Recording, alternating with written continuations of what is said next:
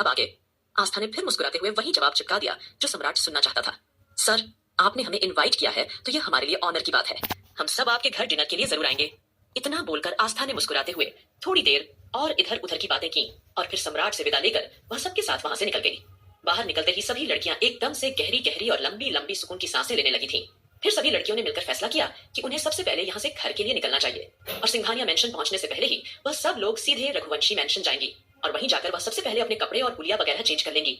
फिलहाल तो इस वक्त उनका यहाँ से निकलना बहुत ज्यादा जरूरी था। तभी रौनक ने घबराई आवाज में चिंता जताई। वैसे भी हमें काफी देर हो चुकी है और पता नहीं घर पर आहान बच्चों को कैसे संभाल रहा होगा और नानी माँ भी घर पर नहीं है। जल्दी ही मारिया और रौनक ने बच्चों के लिए कंसर्न जताया था और सभी लोग फटाफट से वहां से निकल गए। रास्ते में सभी आस्था की एक्टिंग को लेकर उसे दाद दे रहे थे।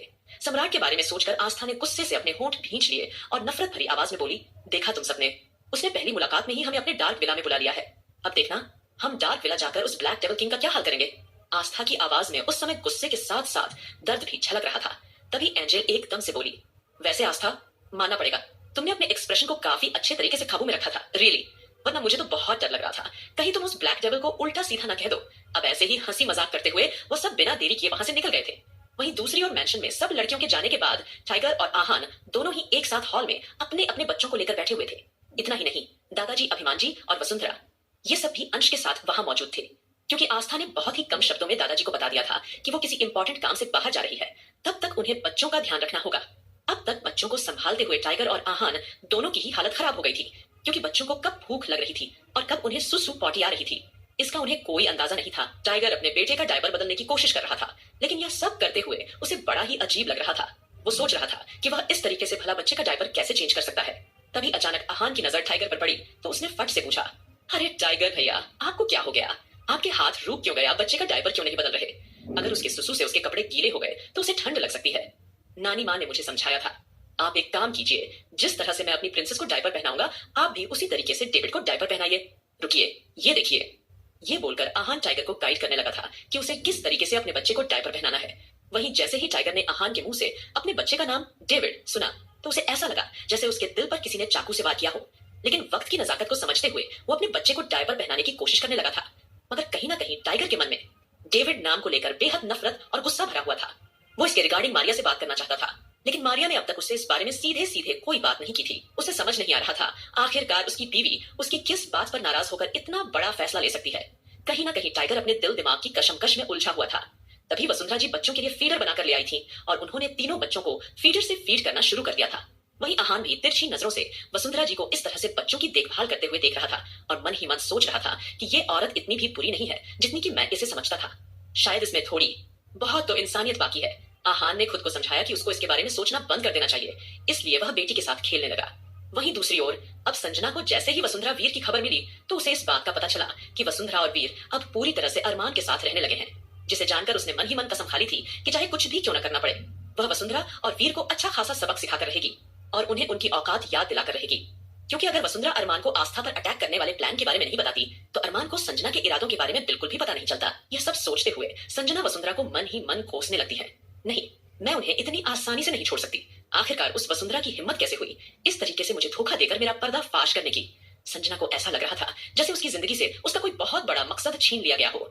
काफी सोच विचार करने के बाद संजना ने आखिरकार एक फैसला किया कि वो अब वसुंधरा और वीर को सही तरीके से फंसाएगी ताकि अरमान सिंघानिया खुद अपने हाथों से वसुंधरा और वीर जान ले ले। इसके लिए उसे एक रास्ता भी मिल चुका था। अब जल्द ही संजना कहीं और नहीं बल्कि एक हॉस्पिटल के ठीक सामने खड़ी हुई थी। वो अच्छी तरह से जानती थी कि इस हॉस्पिटल के अंदर एक ऐसा शख्स मौजूद है जिसे अरमान सिंघानिया अपने हाथों से सजा देना चाहता था, लेकिन उस शख्स ने अरमान सिंघानिया की सजा से बचने के लिए खुद अपनी जान लेने की कोशिश की थी और बदकिस्मती वो शख्स बच गया था और अब वक्त आ चुका था उस शख्स का सही इस्तेमाल करने का। इतना सोचकर संजना के होठों पर एक डेविल स्माइल आ गई और वह हॉस्पिटल के अंदर चली गई थी। वहीं दूसरी ओर सारी लड़कियां फटाफट रघुवंशी मेंशन जा पहुंची थीं और वहां जाकर उन्होंने अपने अपने कपड़े वगैरह बदले लिए थे। आस्था ने अपने चेहरे पर आए पसीने को साफ किया और पूरी तरह से खुद को नॉर्मल करते हुए बोली, अब इस इंसिडेंट के बारे में हम आपस में कोई डिस्कशन नहीं करेंगे क्योंकि किसी को भी इस बारे भनक लग सकती है। चलो सबसे पहले फटाफट घर चलते हैं क्योंकि ऑलरेडी हमें काफी देर हो चुकी है और अगर अरमान जी ने हमें खोजना शुरू कर दिया तो वो पूरे शहर को एक कर देंगे और हमें खोज कर ही दम लेंगे। चलो फटाफट यहाँ से निकलते हैं। ये कहने के बाद आस्था सभी लड़कियों के साथ जल्दी जल्दी में सिंघानिया मैंशन की ओर जाने लगी थी, लेकिन इससे पहले कि वे सब सिंघानिया मैंशन जा पाती उससे पहले ही सभी लड़कियों के ठीक सामने अरमान की बड़ी सी कार आकर रुक गई थी। अब अचानक से अरमान को सामने देखकर आस्था और बाकी सभी लड़कियों का दिल कांप गया। कुछ देर के लिए उन्हें ऐसा लगा जैसे शिकारी ने अपने शिकार को देख लिया हो। तभी अचानक अरमान कार से बाहर निकला। उसके चेहरे की सख्ती साफ बता रही थी कि इस वक्त वो कितने ज्यादा गुस्से में है। अरमान ने सबकी ओर तिरछी नजर डाली, लेकिन कुछ कहा नहीं और सीधे मेंशन के अंदर चला गया। जैसे ही सबने ये देखा कि अरमान अंदर चला गया है, सभी लड़कियों ने राहत महसूस की और फटाफट अंदर जाने लगी। अब जैसे ही वे लोग अंदर आए, उन्होंने हॉल का दृश्य देखा तो उनकी आंखें हैरानी से चौड़ी होती चली गई थीं, क्योंकि इस वक्त हॉल में टाइगर अपने बच्चे को लेकर जूझ रहा था। वो उसे अजीब तरह से गोद में लेकर सुलाने की कोशिश कर रहा था। वही हाल आहान का भी था, लेकिन माँ की गोद तो आखिरकार माँ की गोद ही होती है, तो दोनों ही बच्चों ने रो रो कर पूरा घर सिर पर उठा रखा था। वही आहान और टाइगर की आंखें अपने आप में परेशान सी लग रही थी। अपने बच्चों का यह हाल देखकर मारिया और रौनक की तो जैसे जान ही निकल रही थी। वो दोनों ने आगे बढ़कर फटाक से अपने अपने बच्चे को गोद में ले लिया था। वहीं मारिया ने टाइगर की आंखों में घूरते हुए कहा, ये आप क्या कर रहे थे? क्या कोई छोटे बच्चों को इस तरह से ट्रीट करता है, इस तरह से संभालता है? वो अभी बहुत छोटा है और बहुत ही कोमल है, उसे इस तरीके से नहीं पकड़ते। क्या आपको इतना भी नहीं पता? मारिया इतने में गुस्से में थी कि उसका चेहरा तुरंत लाल हो गया था, क्योंकि आज पहली बार मारिया ने ऊंची आवाज में टाइगर को डांटा था। तो टाइगर बेचारा सा मुंह बनाकर रह गया था। वो मारिया से कुछ बोल ही नहीं पाया और सीधा वहां से निकलकर अपने कमरे की ओर चला गया। वही रौनक ने आंखें छोटी करके आहान की तरफ देखा। फौरन ही उसके चेहरे पर दुनिया भर का गुस्सा नजर आने लगा। उसने आहान के हाथों से गुनगुन को लेते हुए कहा, ये तुम मेरी प्रिंसेस के साथ क्या कर रहे थे? इस तरीके से कोई इतनी छोटी बच्ची को पकड़कर झुलाता है क्या? ये तुम्हारे हाथ है, कोई झूला नहीं। फिर भी तुम बच्ची को ऐसे ऊपर नीचे तेजी से झुलाए जा रहे हो। तुम इतनी छोटी सी बच्ची को इस तरीके से कैसे झुला सकते हो आहान? वैसे तो तुम बड़ी केयरिंग बनते हो और मुझे बड़ी बड़ी बातें सुनाते रहते हो कि मुझे बच्चों का डायपर चेंज करना नहीं आता, और तो और मुझे बच्चों के कपड़े चेंज करना नहीं आता। और अब खुद को देखो, तुम खुद उसे इतनी लापरवाही से झुला रहे हो। तुम ऐसे कैसे कर सकते हो? अब जैसे ही रौनक ने अपने शब्दों में इस तरह से आहान को डांटा तो आहान बेचारा मुंह बनाकर बोला, यार उस वक्त तो तुम मेरे साथ होती थी ना, तो तुम संभाल लेती थी। लेकिन अकेले बच्चे संभालना सच में कोई मामूली बात नहीं है। सच में हेड्स ऑफ टू यू। तुम बच्चे आसानी से संभाल लेती हो। तुम्हारे सामने तो अपने बच्चे को संभालना बहुत ज्यादा इजी लगता है, लेकिन तुम्हारे पीछे ITS इम्पॉसिबल। बच्चों को समझना बहुत ज्यादा मुश्किल है। इतना कहने के साथ ही उसने रौनक की ओर देखा। वही रौनक मन ही मन उसे कोसे जा रही थी, लेकिन उसके मुंह पर वह उसे क्या कहे उसे समझ नहीं आ रहा था।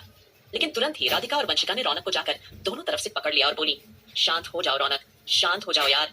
क्योंकि उस वक्त वहां पर सभी लोग रौनक और आहान को ही एकहाक देख रहे थे। आहान ने कुछ सेकंड तक रौनक को गौर से देखा और काफी शांत बिहेव करते हुए कहा, सॉरी हवा हवाई, आगे से मैं ये बात कभी भी नहीं बोलूंगा कि मैं तुमसे बेहतर बच्चा संभाल सकता हूँ। सॉरी सॉरी, मुझे पता है शायद तुम मुझे इसी बात का एहसास दिलाने के लिए घर छोड़कर नानी माँ से मिलने के लिए गई थी। वैसे आप लोग नानी माँ को अपने साथ लेकर क्यों नहीं आए? इतना कहते ही आहान रौनक के नाजुक हाथों को अपने हाथों में थामते हुए उसे देखने लगा। आहान के मुंह से यह सवाल सुनकर रौनक का चेहरा एकदम ठिठक गया। उसे समझ नहीं आ रहा था वह क्या बोले। अगले ही पल उसने घबराकर मदद की। उम्मीद से बाकी सभी लड़कियों की तरफ देखा। राधिका फौरन रौनक की मदद करने के लिए बीच में कूदते हुए बोली, अरे हाँ आहान भाई, हम सब आप सभी लोगों को ये बात बताना भूल गए कि वह नानी माँ कुछ दिन और अपने बेटे बहू के साथ रहना चाहती है। अब उनका मन कुछ दिन और वहाँ रुकने का था, तो हमने भी उन्हें ज्यादा फोर्स नहीं किया। ये बोलकर राधिका ने गहरी सांस ली और हल्का सा मुस्कुराई। वही आस्था ने किसी को कोई जवाब नहीं दिया और चुपचाप जाकर अपने बेटे को गोद में उठाकर कसकर गले से लगा लिया था। आस्था का दिल अब भी जोरों से धड़क रहा था। किसी अनजान आदमी से मिलकर उसे अजीब सा एहसास हो रहा था। उसे ऐसा लग रहा था मानो वो अपने पति को बहुत बड़ा धोखा दे रही हो। कहीं ना कहीं वह जानती थी कि उसे किसी अजनबी से इस तरीके से नहीं मिलना चाहिए था। सम्राट के साथ हुए उस इंसिडेंट के बाद से वह काफी कंफ्यूज थी, काफी खोई हुई सी लग रही थी। वो अपनी दिल की बात शेयर करने के लिए और उसका साथ देने के लिए किसी को ढूंढ रही थी। अपने बेटे को गले से लगाकर वो खुद को इस बात का यकीन दिलाना चाहती थी कि जो कुछ भी अंश की माँ ने किया वो सिर्फ और सिर्फ अपने पति और अपने परिवार के खुशहाल जीवन के लिए किया है। आस्था अपने दिल को तसल्ली देने के लिए इससे ज्यादा और कुछ नहीं सोच सकती थी। वह काफी देर तक अंश को सीने से लगाए खड़ी रही थी।